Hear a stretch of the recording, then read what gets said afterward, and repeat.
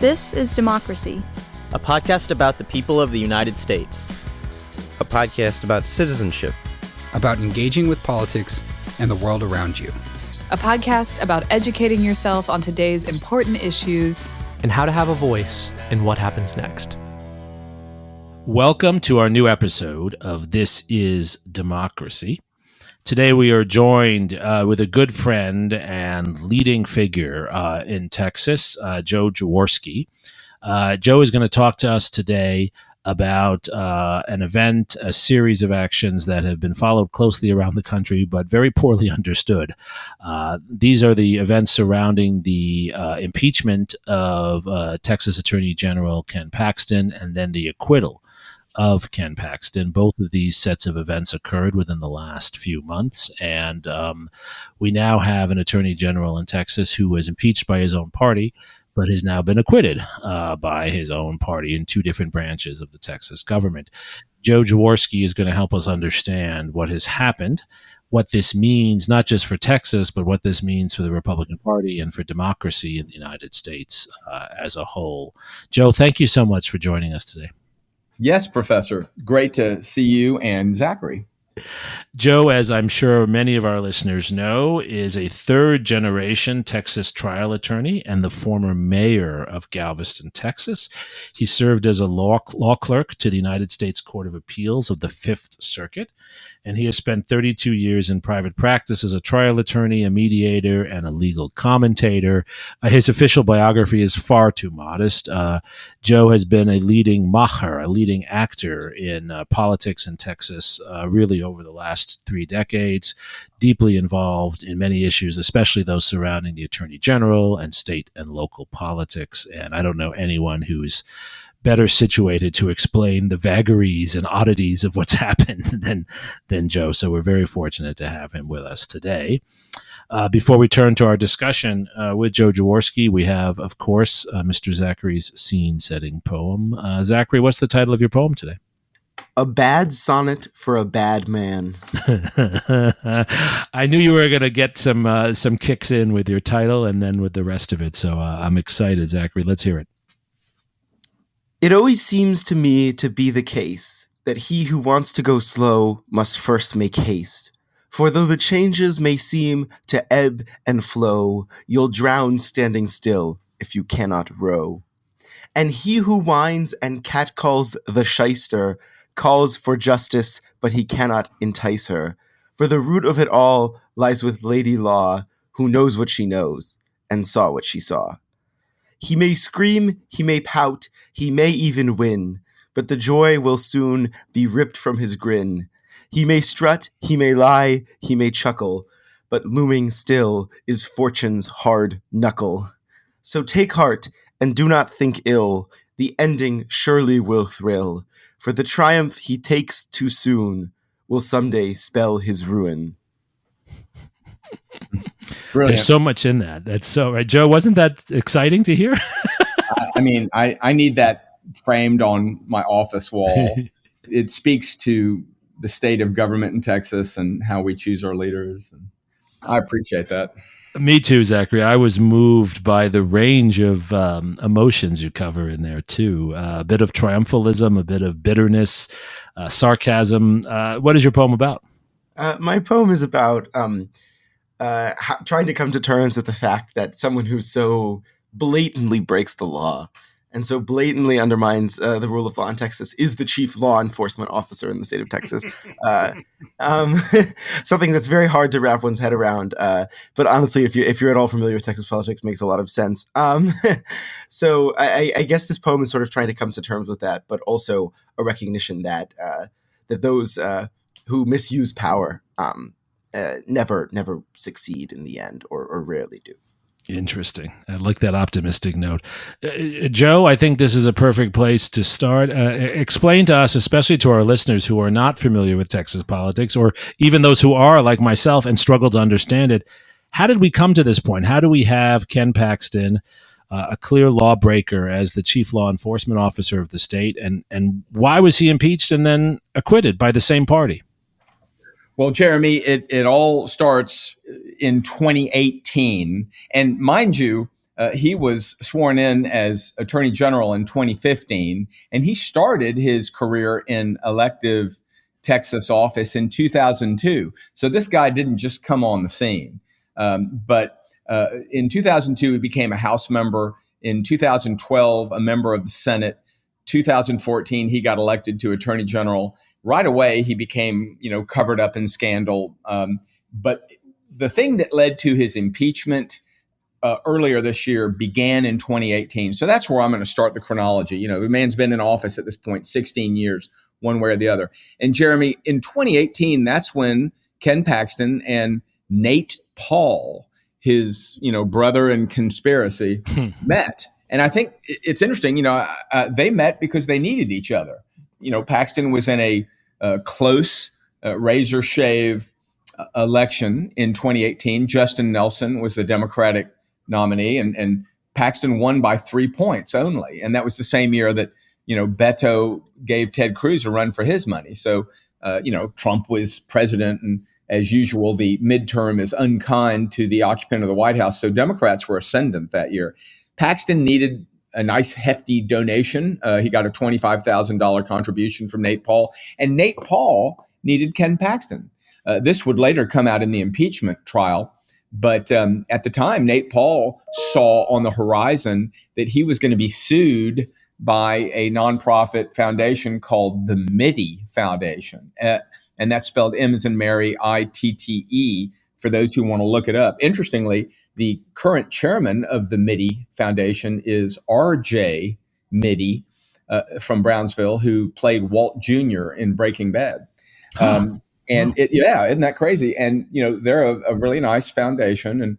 And they had invested several million with Nate Paul's Austin-based skyscraper empire. The guy owned a bunch of commercial property. And he was riding high, Nate Paul was, in 2013, 2014, 2015. By 2018, he was falling apart. And in particular, he did the MITI Foundation wrong. After they had several mutually beneficent relationships, but not this one. And so the MITI Foundation sued him. They agreed to a settlement, and then he reneged on the settlement. They were then suing him to enforce the settlement at the time he made the contribution to Ken Paxton. Well, why is Ken Paxton important here? Because, as we all know, the Texas Attorney General oversees litigation regarding charitable trusts and foundations. That's why. That would later come home to roost. In 2019, Paul is in full-blown crisis because the FBI raided his home, his office, and his warehouse, his storage facilities. By 2020, there had been a good year and a half of Ken Paxton aiding Nate Paul in all these unnatural ways, and the whistleblowers come onto the scene. These are 8 handpicked, rock-ribbed conservative employees that Ken Paxton hired personally, who had been pleading with their boss, quit obsessing over Nate Paul, quit doing things for him. You're not focusing on the state's best interest. You're helping this one man. You're turning the AG's office into his concierge law firm. Stop it. And he would not. And so they had no choice but to follow the oath of office and go straight to the FBI, which, Jeremy, as you know, gives them the status of whistleblower. Right. Right. And as you know, that means under the Texas Labor Code, you have a 90-day safe harbor where you cannot be fired or demoted or the like. Well, that didn't stop Ken Paxton because, he's above or beneath the law, and he fired or, otherwise constructively terminated them all by 45 days. They filed suit. That lawsuit wended its way to the Supreme Court over about a 2-year period. In early 2023, he settled it for full value, $3.3 million, stuck the bill with the Texas House of Representatives, who said, "What is this? Explain yourself." He would not explain himself. So they investigated him for 3 months and impeached him like 2 days before sine die, which is the end of the 140-day legislative session in 2023, which then activated the need for a Senate impeachment trial. Let me get my breath. There's a lot that you're getting at there, Joe, but I think the key point here is that the Attorney General of Texas was corruptly collaborating with a developer and then broke the law a second set of times by trying to cover that up. And as always, the cover up is often worse than the crime. Yes? Oh, yes, sir. That's why it has, great parallels with Watergate and, Yes. Sharpstown, to use a Texas example from 1971. And so we then come to the September impeachment trial, and I will cast some flame here by saying acquitted. Oh, no, I think not.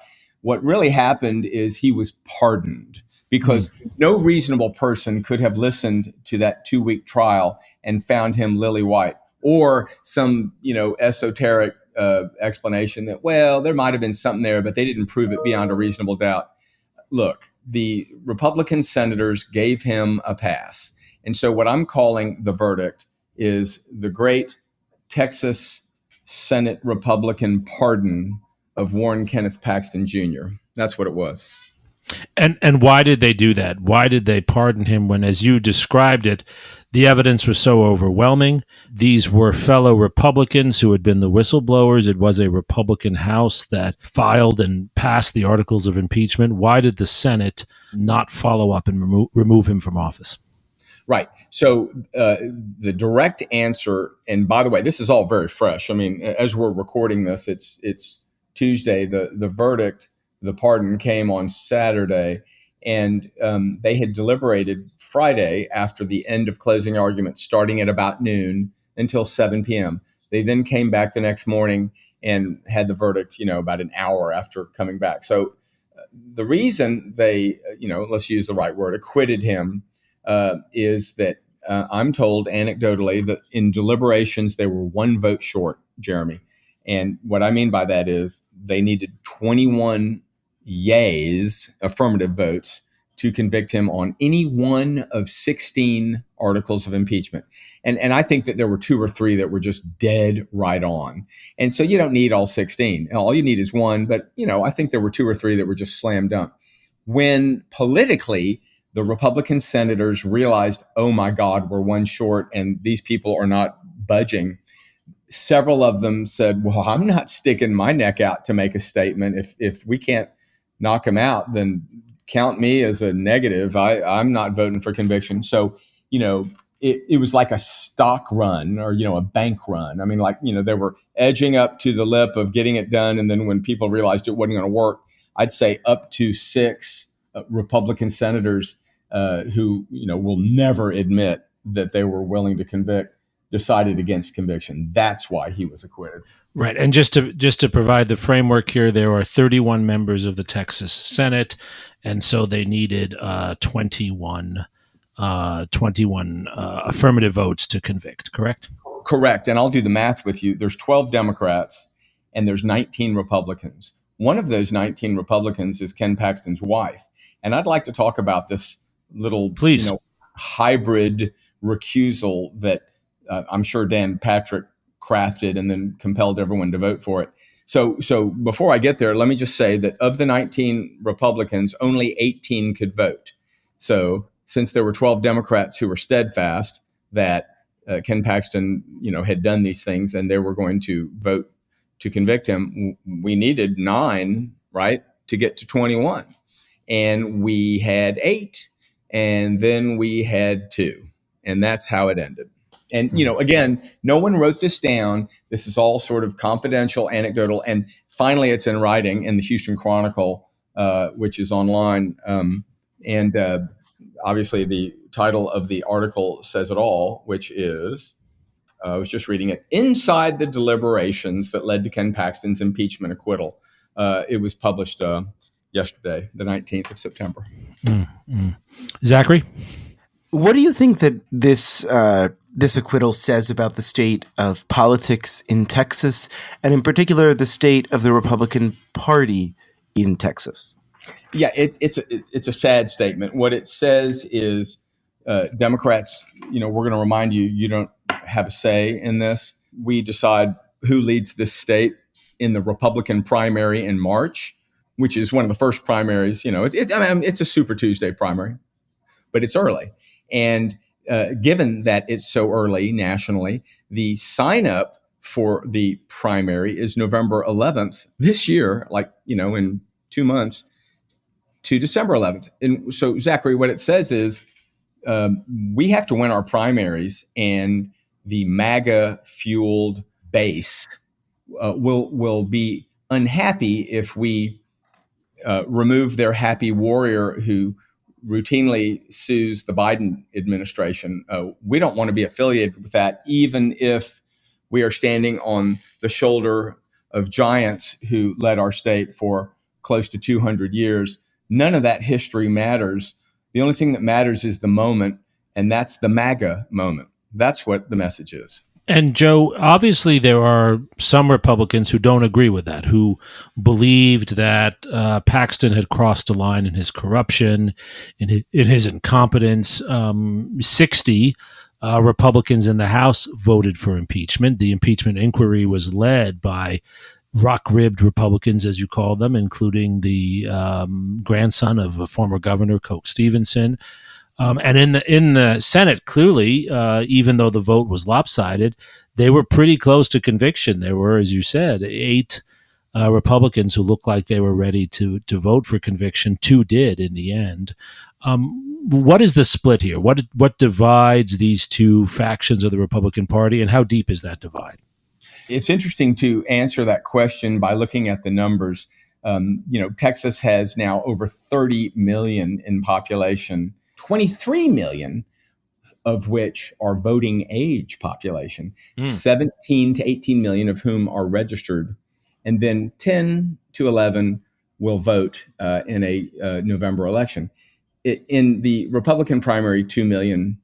In the Democratic primary, about 1 million. And, what's the way I want to answer that question is it would all be different if more people voted in the primaries. If the same number of people voted in November took the time to vote in their primary of choice, I think this insanity would not be playing out. But because, of gaming the system, and I don't mean to sound, like too conspiratorial here, but let's face it, either through sheer boorish advertising in political circles to, limiting the ease of voting by, making it harder to vote by mail, or to eliminate certain identification freedoms, shall we say.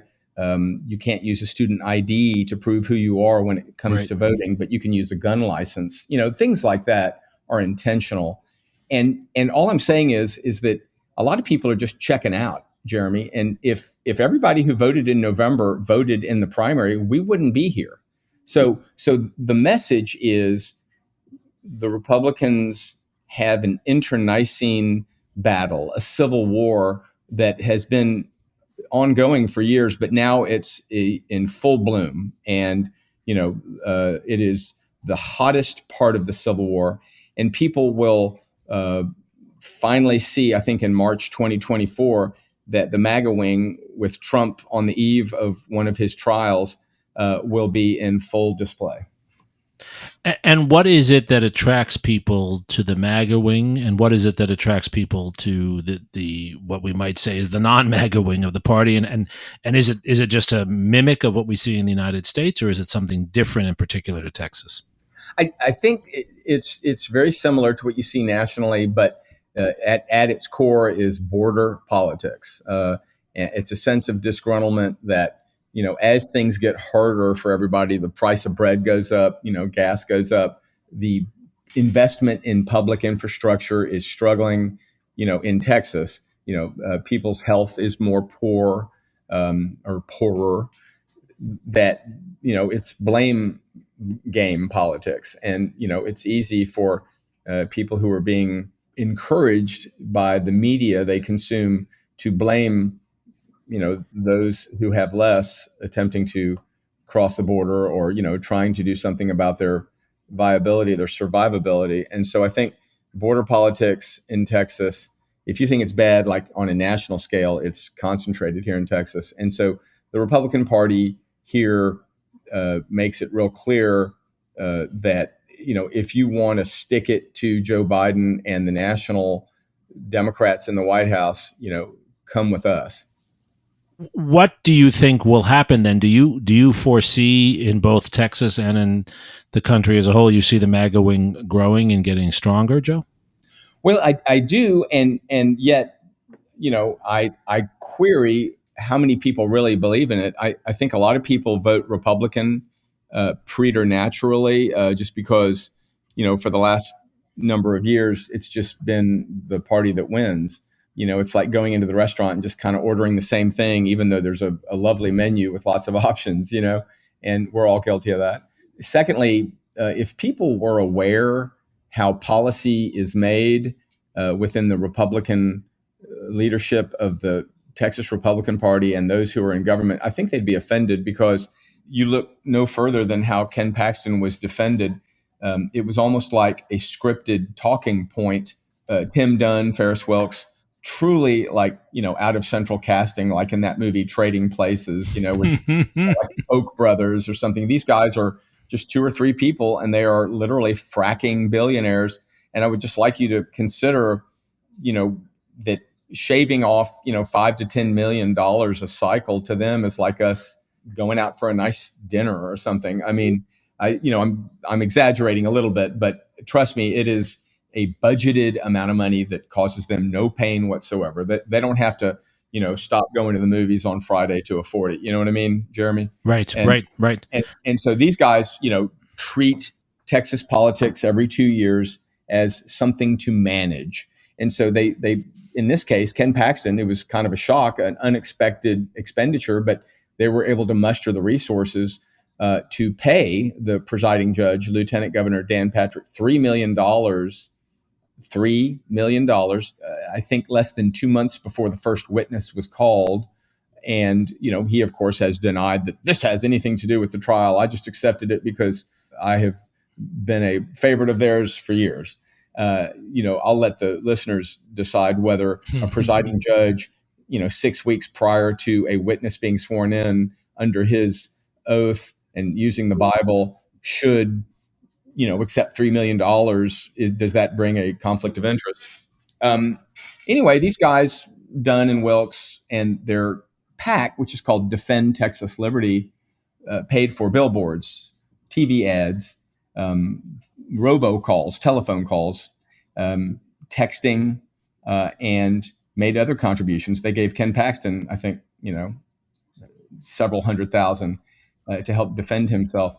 That's why he was acquitted. The speech that the defense lawyer gave was all about the Bush era is over. This attack is being directed by rhinos, Republican in name only. Don't let the liberals take your happy warrior Ken Paxton away from you, because then who will sue the Biden administration? Global world order, the whole bit, Jeremy. And that was apparently effective. And senators cowered at the sound of the gong of their master. And I am here to tell you that's your Texas today. Are you hopeful, Mr. Jaworski, that maybe Paxton will meet his comeuppance, as I not so subtly hinted at in the poem? Well, it's true, Zachary. He is not scot-free. I mean, he may be on this thing for now, but he is got at least three elements of exposure that are pretty serious. One, he has a criminal trial in Harris County, which is Houston, Texas, on securities fraud charges. And, it's the big joke because he was indicted in 2015, shortly after being sworn in as Attorney General. And everyone knows the story about how it wended its way all through the courts. But here's the bottom line. All that's over. It's now going to be tried in Harris County. The highest criminal court in Texas has said so, and there's no more appeals of any of that. So in 2024, Zachary, he will be tried in front of a Harris County jury of 12, a real jury, by the way. Secondly, we know the FBI has been investigating him because that's who the whistleblowers went to in October 2020. And now that investigation has matured into a federal grand jury in San Antonio being impaneled and receiving testimony along the lines of what we heard some of in the impeachment trial. And again, if anyone thinks that this, quote, impeachment trial was like sort of the same thing as a criminal trial, it was not. And Dan Patrick put his thumb on the scale, and he received $3 million, and I'll leave it to other people to make the connection. But deciding whether a witness could testify or not, Dan Patrick. Deciding whether Ken Paxton could take the stand or not, Dan Patrick. Deciding how long the trial would be, Dan Patrick. Deciding how deliberations would be handled, Dan Patrick. So he was able to exercise great authority. That ostensibly would not be the case in a court of law where there are established procedures which would require, for example, that the defendant, Ken Paxton, actually appear in court, right? He strangely didn't even appear for most of his trial in the Senate, correct? That's exactly right, Jeremy. And there is something called the Federal Code of Criminal Procedure, or, the Texas Code of Criminal Procedure. And, it's been developed over hundreds of years, certainly decades. And it works. People get tried in front of a jury of their peers in all 254 counties and in all the federal courts and divisions every day. And it's a well-worn opportunity to exercise justice. Justice was not exercised in the Texas Senate.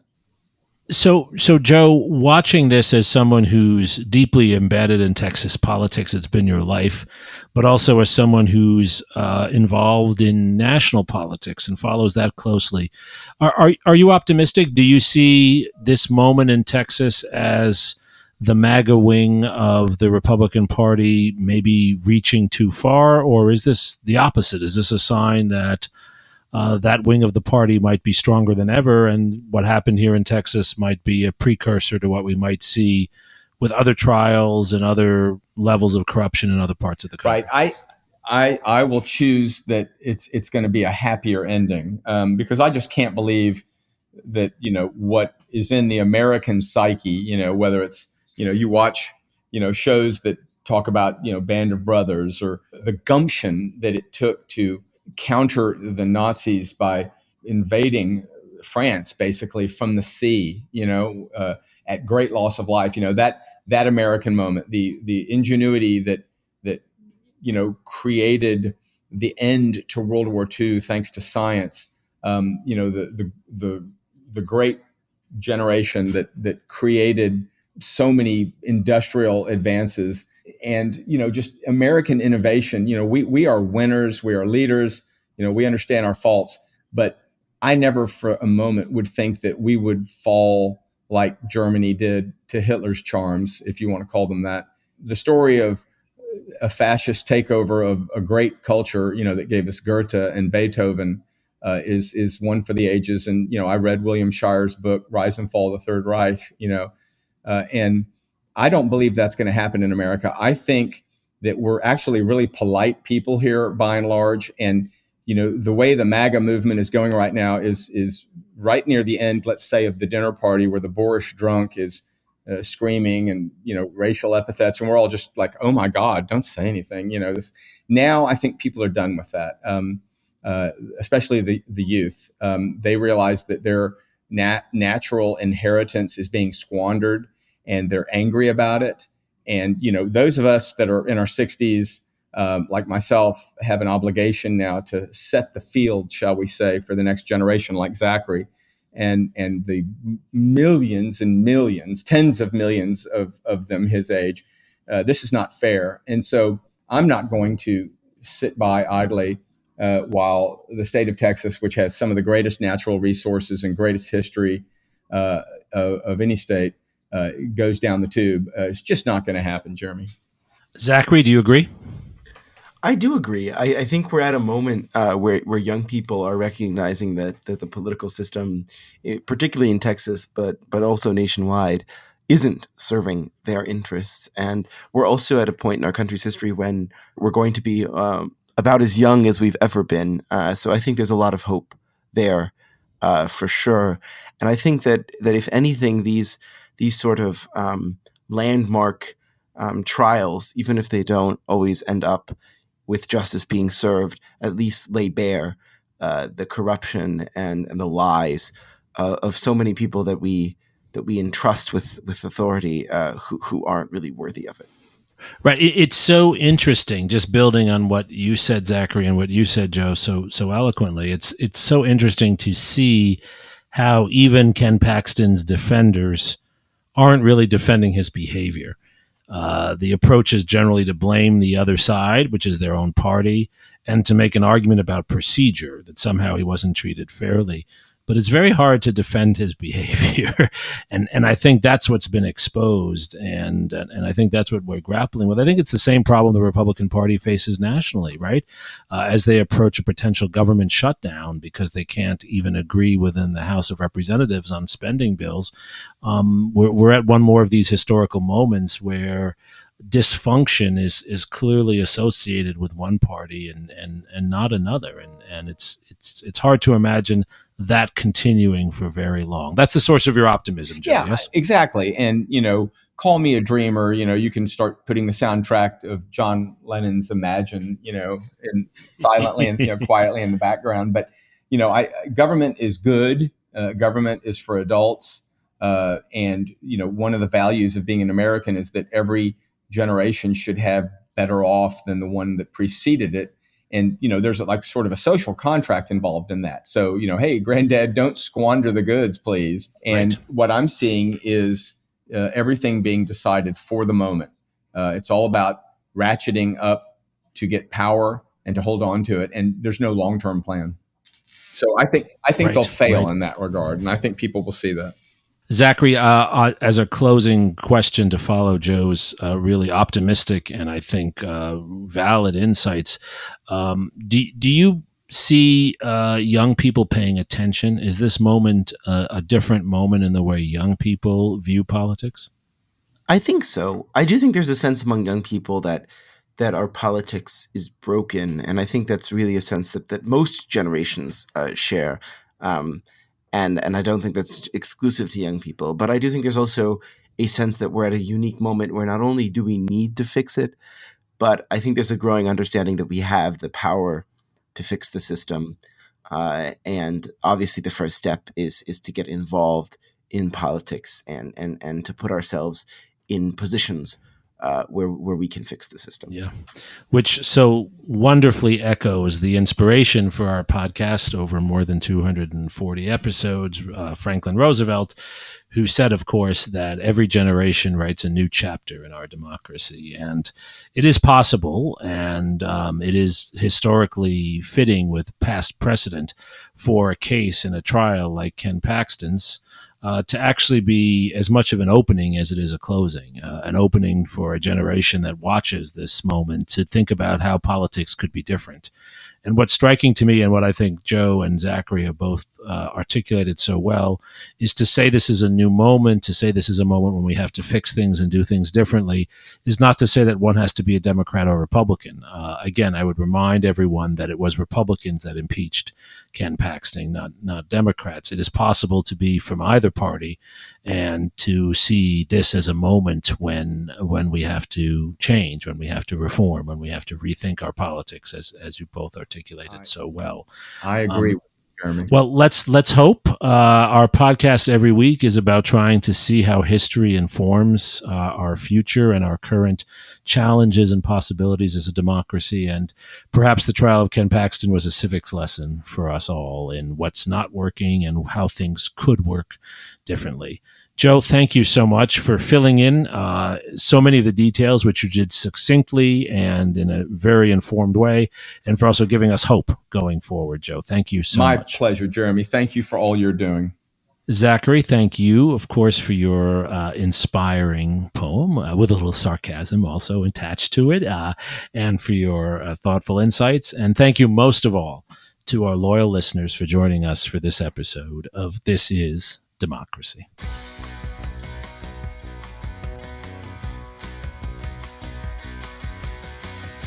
This podcast is produced by the Liberal Arts ITS Development Studio and the College of Liberal Arts at the University of Texas at Austin.